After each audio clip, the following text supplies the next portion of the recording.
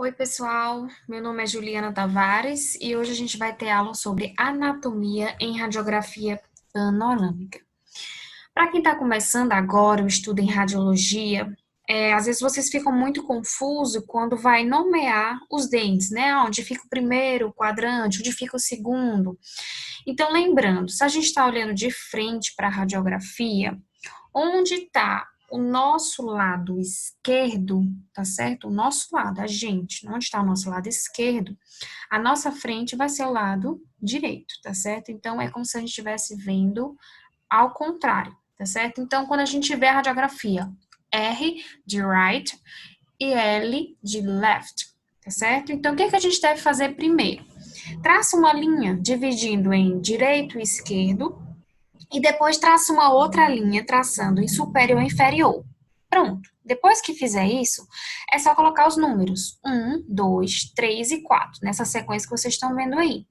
Então, toda vez que a gente for ver um dente que está no primeiro quadrante, a gente vai dizer que é o dente 11, 12, 13 e assim sucessivamente, vindo primeiro o dente da região que está mais próximo da região medial para a região mais posterior, ok? Para ficar mais fácil para vocês.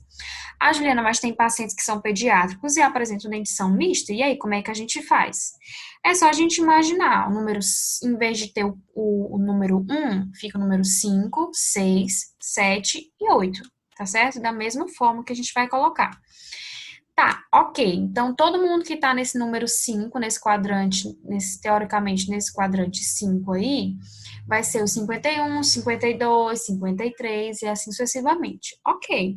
Isso se o paciente estiver, né, na arcada dentária, em oclusão, né, em boca, apenas os dentes descidos, ok? Mas e se for dente misto? Como é que eu vou conseguir identificar se é um dente descido ou se é um dente permanente? E aí fica um pouco mais complicado, mas é bem fácil. Vamos ver essa próxima imagem aqui. Lembrando que a coroa do dente permanente, ele é sempre maior, a raiz ele vai ser maior. Então, olha esse dente 11 e o dente 52. Olha só como o 52 ele é bem pequenininho. Vocês estão vendo? A coroa dele é bem menor. Então, se a gente for comparar assim pelo tamanho, a gente consegue facilmente identificar quem é decíduo e quem é permanente, tá certo? Então, vamos lá. A gente está vendo o dente 11, o germe aqui do 12 para erupcionar, aqui tomando o lugar do 52. O 53 aqui, ó, e tá aqui o 13, o germe ainda lá em cima. Temos os premolares permanentes e aqui temos os molares descidos.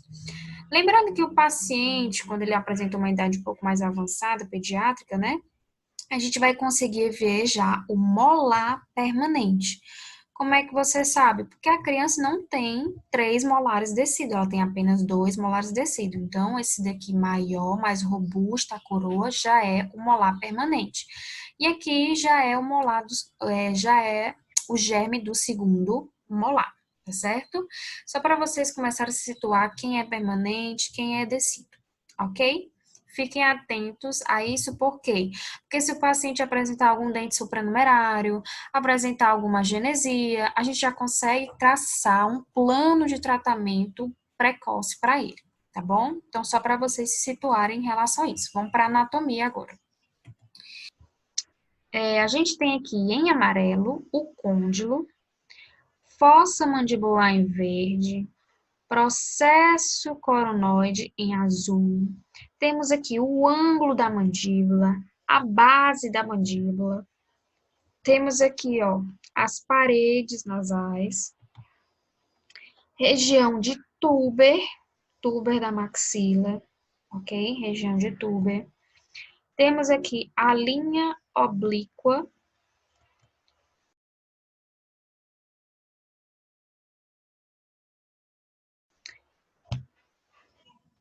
Aqui, ó, mais radiopaca ao redor e no centro mais radiolúcido, que a gente consegue também ver desse outro lado aqui, ó, tá vendo que no centro é radiolúcido?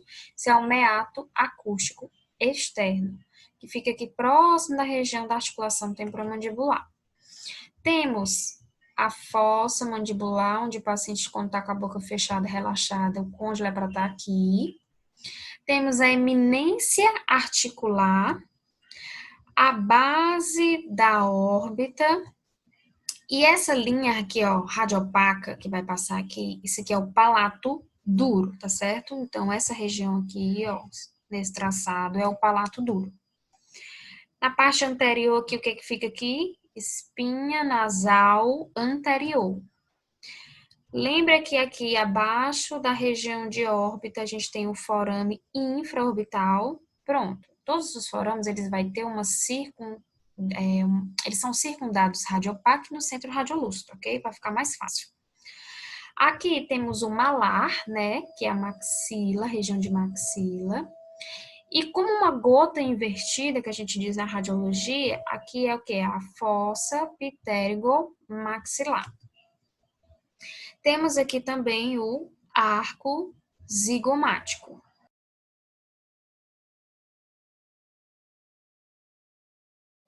Aqui mais uma vez, ó, arco zigomático. Aqui o malar, né, a maxila. Temos aqui a parede posterior do seio maxilar, o assoalho e a parede anterior do seio. Lembrando que o seio maxilar ele é mais radiolúcido. Ele pode apresentar um pouco mais radiopaco se o paciente tiver sinusite, tiver muco nessa região, ok? Aqui, ó, o septo nasal. Aqui a gente tem aqui, ó, fóssula submandibular, essa parte mais radiolúcida que fica aqui no ápice dos molares, tá vendo? Ó, é como se fosse uma depressão que tem aqui na mandíbula, que fica essa parte mais radiolúcida. Alguns pacientes podem apresentar a calcificação aqui, ó, do ligamento estilomandibular, ok? Alguns pacientes podem apresentar.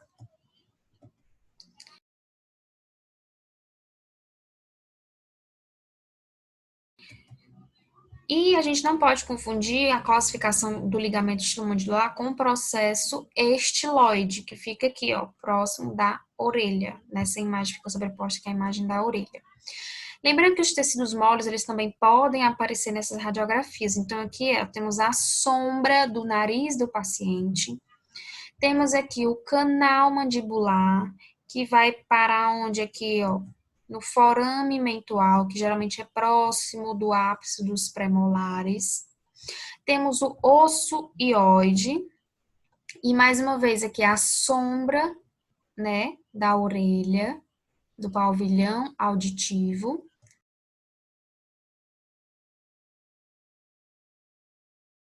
E por que é importante a gente saber toda essa anatomia? Porque quando aparecer algo diferente, alguma alteração dessa normalidade, a gente já fica atento e suspeitando que tem alguma coisa. A gente estudou essa parte aqui, né? Ângulo mandibular, rama ascendente, côndilo, fossa mandibular, côndilo da mandíbula. Então, ok. Essa área mais radiopaca, ela não faz parte da nossa anatomia normal. Então, a gente começa a suspeitar o quê? Que existe uma calcificação nessa região. Aqui nessa região, a gente consegue observar que pode ter o quê? Nódulos linfáticos, pode ter glândulas salivares, pode ser um ateroma. Então, a gente começa a suspeitar. Aqui do outro lado também, vocês estão vendo que tem aqui mais radiopaco. E aí, muitas vezes, a gente acaba solicitando uma tomografia, por quê? Porque como a radiografia panorâmica é um exame bidimensional, a gente tem áreas sobrepostas, e aí fica um pouco difícil de saber a localização exata. E já na tomografia, a gente tem os 3 cortes, coronal, sagital e axial. E muitas vezes a gente consegue fazer uma reconstrução da imagem em 3D, que fica mais fácil. Então, a gente é importante saber a anatomia para saber a alteração. Então, aqui a gente suspeita de quê? De um ateroma, porque ele está em região, ó, se vocês verem aqui mais radiolúcido, aqui, ó, a artéria, aqui, ó, onde vem a bifurcação da artéria carótida, que provavelmente onde fica aqui os ateromas, que é as calcificações, próximo da vértebra C3 e C4, ok? Temos um outro aqui, ó, perto da região de caninos e pré-molares, né, daqui do quarto quadrante, aí a gente não consegue saber se está envolvendo a mandíbula ou se é uma imagem sobreposta, né? Aqui, ó, estou mostrando para vocês as nossas vias aéreas, aqui a parte nasal, da faringe e a parte oral, ok? Ó, a gente consegue observar na imagem também, mais radiolúcido.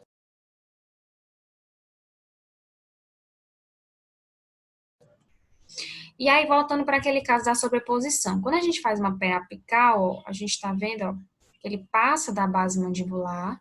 E aqui, ó, ele não está relacionado ao osso mandibular, ele está fora da mandíbula, está aqui em tecido mole.